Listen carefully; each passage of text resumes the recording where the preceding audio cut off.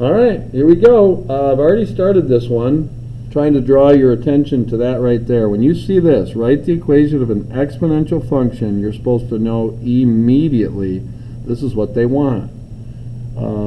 So you just have to translate that expression into that. So at least you know what they want. So now it says with the points. So here's a couple things. I know I harp on you guys to draw a little picture, but this is kind of ridiculous. But 224 there, 4, 381, just way up here. All I'm saying is you should know that it's exponential growth. Now there is some benefit from getting a little snapshot of this picture. Number one, you know B is going to be greater than 1. You just know that. And that's kind of helpful. So let's see if that all pans out. But here's your first X, here's your first Y, here's your second X, here's your second Y. You're going to build two equations here using these crazy digits and just hang on for dear life. So Y equals A times B to the X power. That's equation number 1 from this.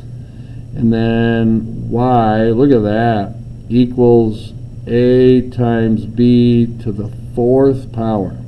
We're going to solve for A because it's sitting all by itself. And so in this equation we get A equals 381 over B to the 4th. Over here we're going to divide by B squared, divide by B squared. A equals 24 all over B squared. If A equals this and A equals this, guess what? 24 over B squared equals 381 over B to the 4th. And I got to get rid of that B to the 4th. But if I do that to that side, I got to do it to this side. Here comes the fun, y'all. So B squared goes into B squared once, goes into B to the 4th. There's 2 left over. So I get 24B squared equals 381. Yeah, this is kind of wild. So I don't think this is going to turn out very nice, but that's just the way things are. Divide by 24, divide by 24.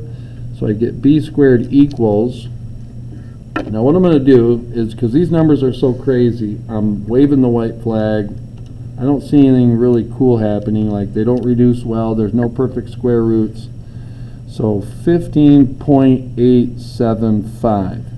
But now I'm going to take the square root of that, because you have to. Now watch this, bada boom, bada bing. I know I've got you trained to do the right thing, but B has to be greater than 1 for it to be growth.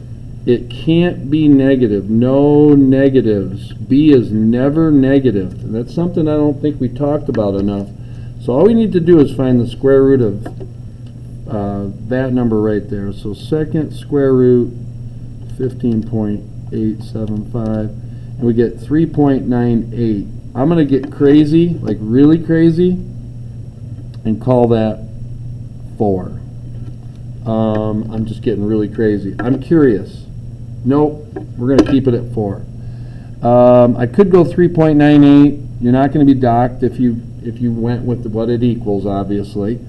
But just to keep it nice and neat, now I know what B is. It's 4. And I'm going to pop it into the easiest equation I got, which is right here. So 24 equals A times 4 squared. So I get 24 equals A times 16 divided by 16. And if we wanted to reduce that or just get a decimal, it's fine. But 8 goes into both of them. So 3, woo! That was almost a mistake. 8 goes into that 3/2 times. We know that B was greater than 1. That's how I caught it. So it's 3/2, not 3/4.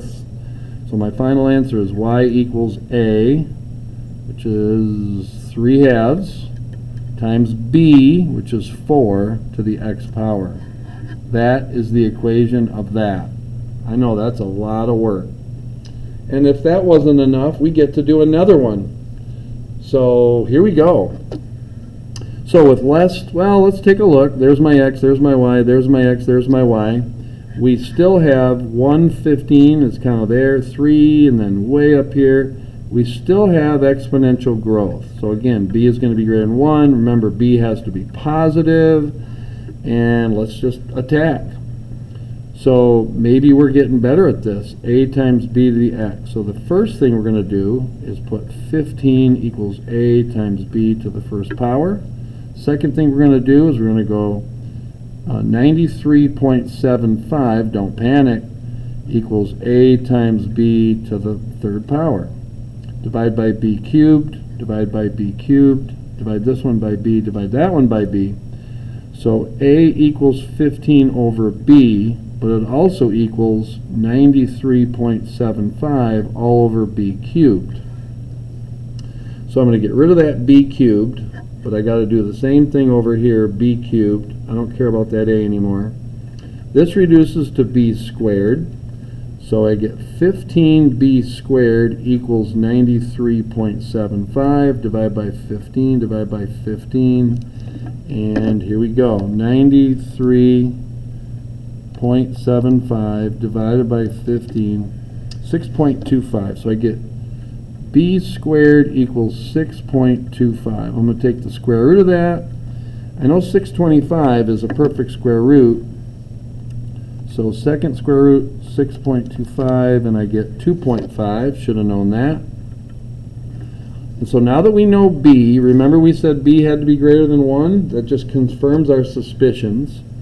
We're going to take that, we're going to pop it back in here, and we got y equals a times 2.5 to the x. We still need to find a. How are we going to do that? Pop that into the easiest one, which is right here.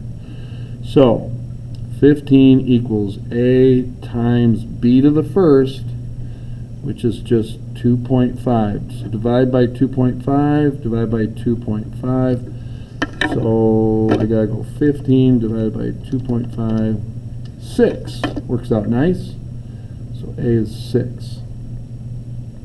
So that's where I'm gonna put here. Y equals 6 times 2.5 to the x. You don't need those parentheses, but I like them. All right, next phase, common bases, happy places. That 9 is going to turn into 3 squared, x minus 2. I'm going to finish this, power to a power, 2x minus 4. This is 3 cubed to the x power, so I get 3 to the 3x. Now that I've obtained common bases, they disappear. So 2x minus 4 equals 3x. Subtract 2x, subtract 2x. Negative 4 equals x. Done. That just popped right into our lap. Can I multiply 2 times 1/5? Heck no, because you can't break the law of PEMDAS. So we got to divide this all by 2, divide by 2. So I get 1/5 to the x power equals 40.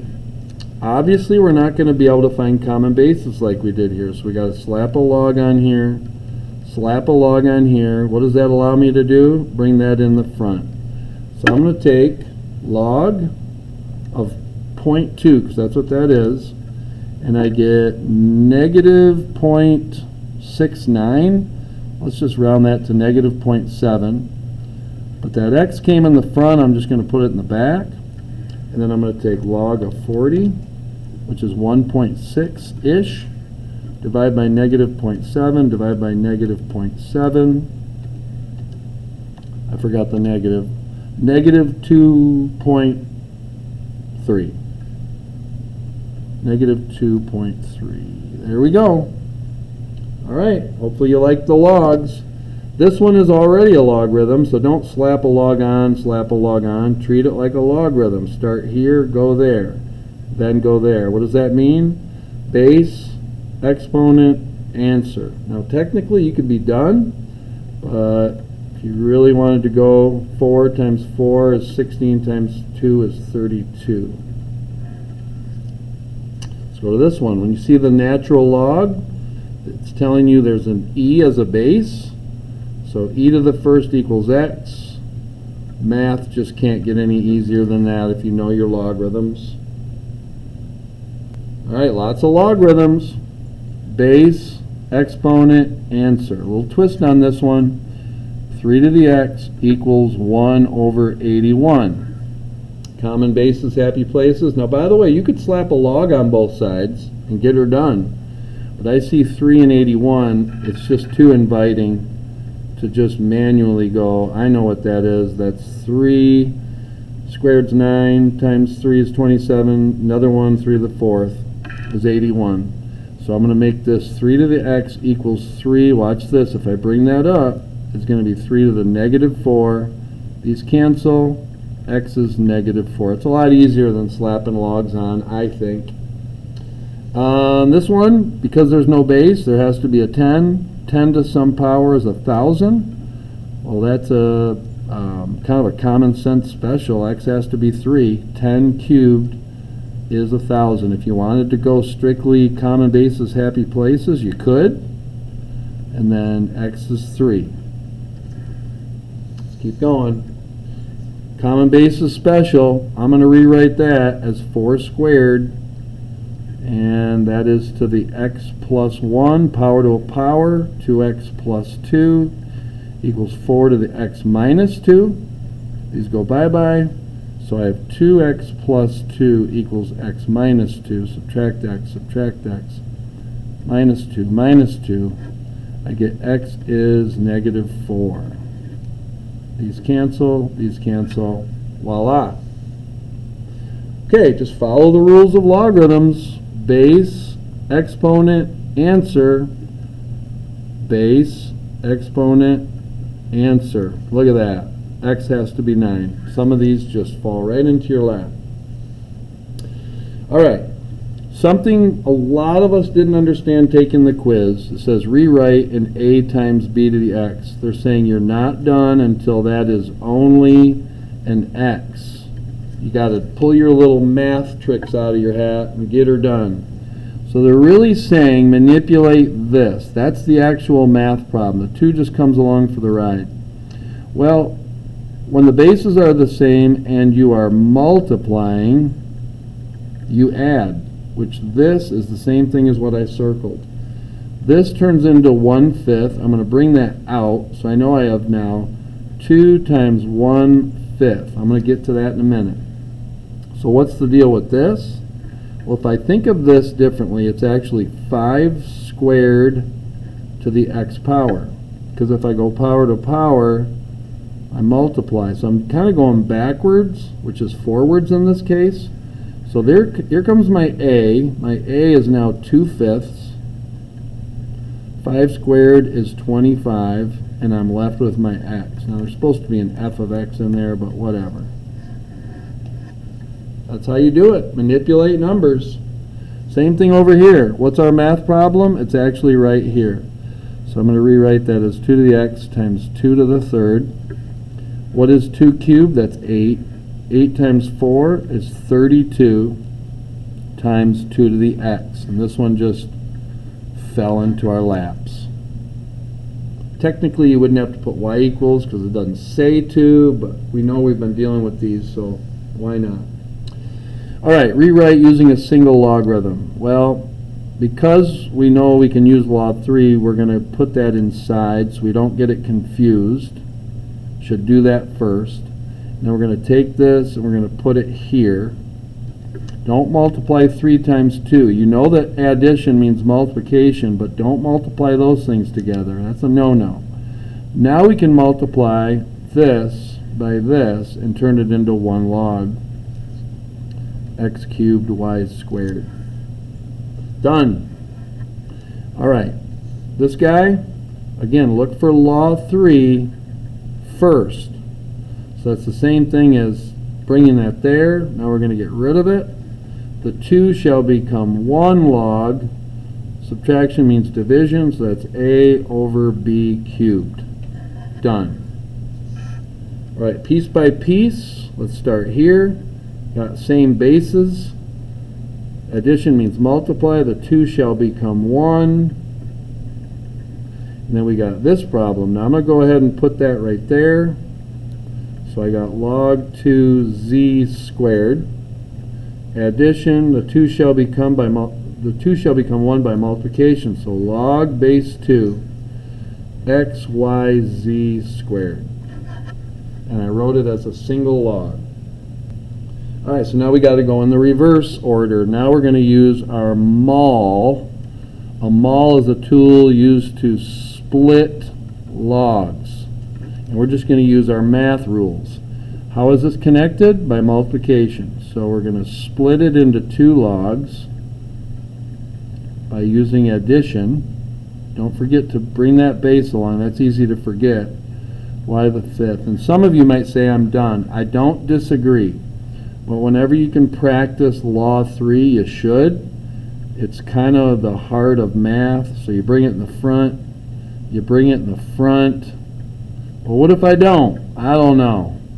I'm not sure. But just do it. Then you won't leave me with a tough decision to make. What does division mean? Well, to split those logs, division means subtraction. And now use the properties of the logarithms to expand. And I guess that's where they get you. So if you've got law 3 and you can practice it, that's considered expanding it, I guess. But now, some of you might say I'm done. No. How are these 2 things connected? Multiplication. So that's going to split into 2 more logs. A. And then plus, because that's what multiplication is, log b cubed minus log c. And darn it, there's that law 3 sitting there. So that stays the same. Log of a plus 3 log of b minus log of c. And that would be your desired or intended final answer. All right, I think what we're going to do is end this video here and then just hammer these story problems on a separate video just so YouTube can process this nice and easily. Here we go. We'll see you in a second.